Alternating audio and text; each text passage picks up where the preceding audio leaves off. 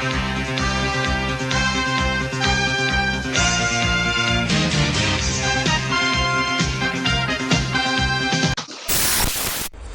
everybody, Boxing Bros UK here.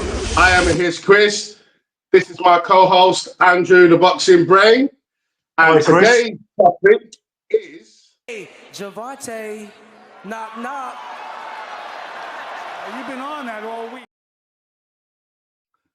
So obviously, KEYSHAWN Davies versus, I can't remember his first name, Lemos. Do you remember his first name? Yeah, Lemos. I'm good. Yeah, it's something Lemos. So Lemos, yeah. Right. So the story about this fight is Lemos missed weight by 6 pounds, and 6 pounds over, wasn't he? Yeah, and he didn't really care because when he was asked about it in an interview, he said, "I'm here to fight. I'm here to fight." That's all he kept saying. He didn't say, "Oh, I've had a bad camp or diet," or he said, "I'm here to fight. I'm here to fight." And he rehydrated to 154 pounds. So, yeah. What are your thoughts on that? A lot of people are saying he should have been banned. The fight shouldn't have took place. Yada yada yada. Well, it would have been if it was the IBF, although because they have a £10 rehydration clause, don't they? So yeah, yeah. Yeah, I mean, obviously it's not going to be as stringent, but in the end, it didn't seem to have any advantage whatsoever. The way which, considering Lemos had never been, I don't think it'd even been put down before this fight, let alone stopped. So that's how good a performance. That makes the performance even better, Chris, because he's fighting a guy. We have weight divisions for a reason. It goes without saying, because weight plays a big part. But it didn't in this fight. So, but it could have done, couldn't it? We saw obviously with Ryan Garcia and Devin Haney how much that extra weight played a part, perhaps. But yeah, what did you make of it? All that shenanigans, Chris? I think he did it on purpose because I think the last fight Lemos had, it was at 140 against Hitchens, I think it was. And I think he hasn't campaigned at this lower weight division for a while. So I think, and I think that because it was a sellout crowd, Norfolk, I think he was like a ploy, as if I'm gonna come in overweight, so I can weight bully you, hit harder or whatever, and it doesn't matter because he's not going to pull out the fight when he's sold out the arena, all his fans, everything. He's going to have to fight him. Top Rank's not going to lose all that money, and neither would KEYSHAWN want to lose all that money, so they're going to have to fight him. So I think his plan was, I'm just going to train like as if I'm doing 140, a 140 fight, and he wasn't. He didn't even seem arsed or sorry that he missed weight. And sometimes cheaters never prosper, do they? Generally don't.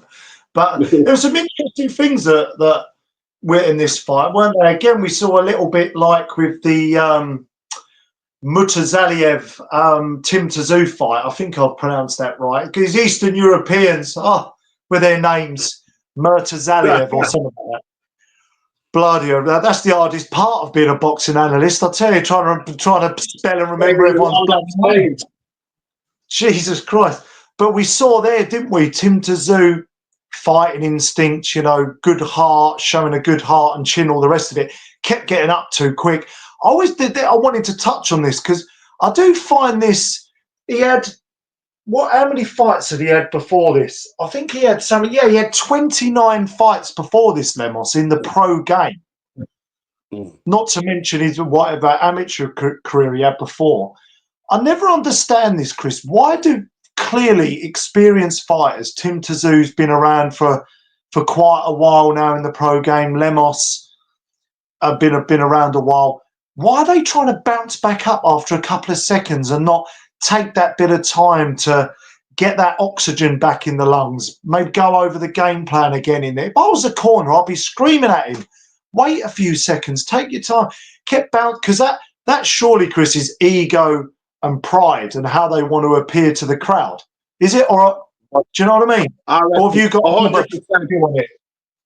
100%. Like, I think, that especially if you look at them type of fighters, they're pressure come forward fighters.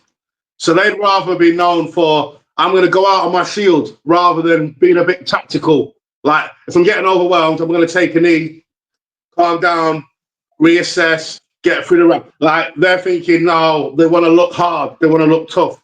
Like you say, ego, image, all that kind of stuff. It's got to be. And them type of fighters, because they're like, come forward, tough, swing it out, that kind of guys. I think you're absolutely right there. I think that's exactly what it is.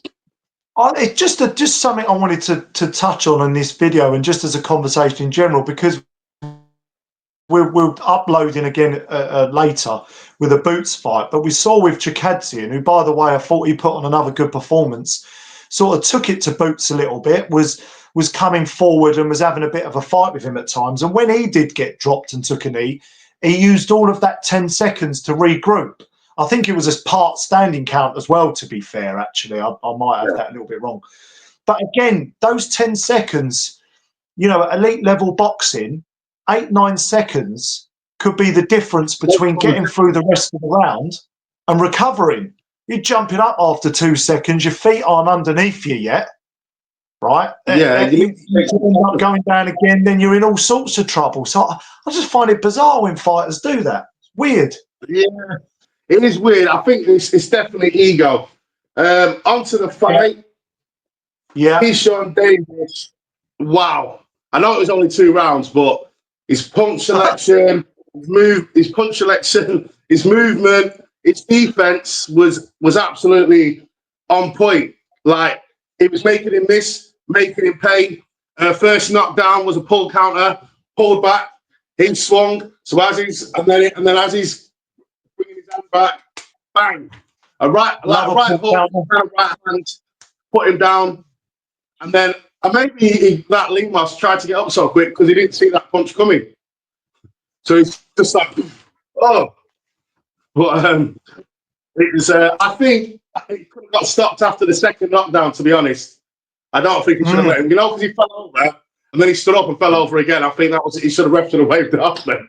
But what do you think about the fight and the skills? Yeah, do you know, I mean, not a great deal to analyse. I just would either looks like Denzel Bentley, fights a bit like Bud. Just chuck that there as a little bit of kind of clip that up. Yeah, it does look like Denzel Bentley, a little bit. The old corn, not cornrows. Is it like dreads? I'm not sure. Like dread twists. Yeah. I'm not sure. There's all different styles, but yeah, really like his style. I know he's sort of been well spoke about. Only that was his 12th fight, was it? 13th fight? Yeah. You know, he's still relative, which I was a bit surprised he's calling out. And look, we know why fighters do this, calling out. He's calling out the big because they want the big paydays and all the rest of it. But maybe he feels he's confident enough that he can go and do a job on. You know, Pitbull had some success against Tank, you know, and Pitbull's had a little bit of an up and down career thus far, so maybe he feels there's something in there he can exploit. But very, very good performance. Lemos certainly no mug in terms of look at his career, hasn't been stopped. You can analyse the fighters he's faced, of course, but to have 29 fights and not even to go down shows you got a bit of something about you at least. And KEYSHAWN, absolutely brilliant, super sharp, fantastic. What I'm assuming you don't think he's ready for Davis next, but where in that division do you think he should or could go next?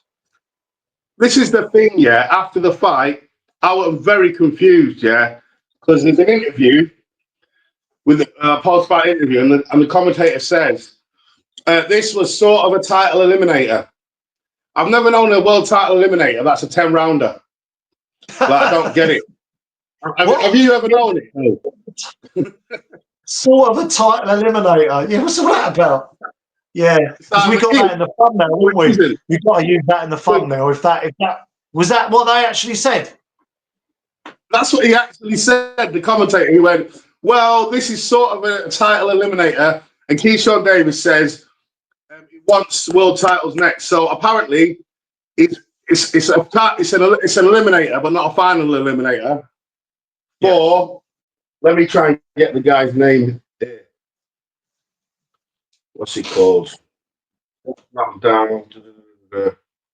What's he called? Oh, I must have forgot to write the name down. Oh, no. Berinchek. I think it's Berinchek, who's a WBO champion, Berinchek. So apparently he's got to fight another title eliminator, or he might just go straight into the title shot, he's saying, for that belt. But the Tank Davis thing, so basically him and Tank Davis have got a little bit of a beef going on. So I'm just going to play you this video and let you see for yourself. Okay.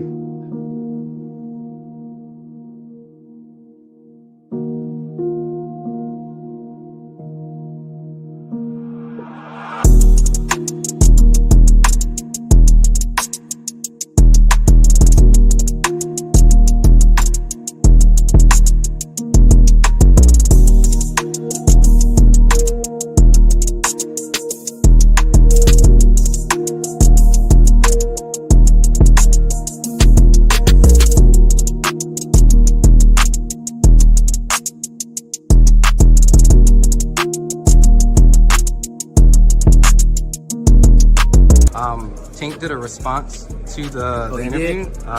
You didn't get the chance to see it? No, I ain't see it. He mentioned stop eating, do that, and this little N fighting on Friday night. He's not even worth mentioning. And Buddy's a B, code B, tell him do something. Okay. I mean, you caught Tank's radar right there. I mean, he said I'm not worth mentioning, but can Frank Martin sell 10,000 tickets?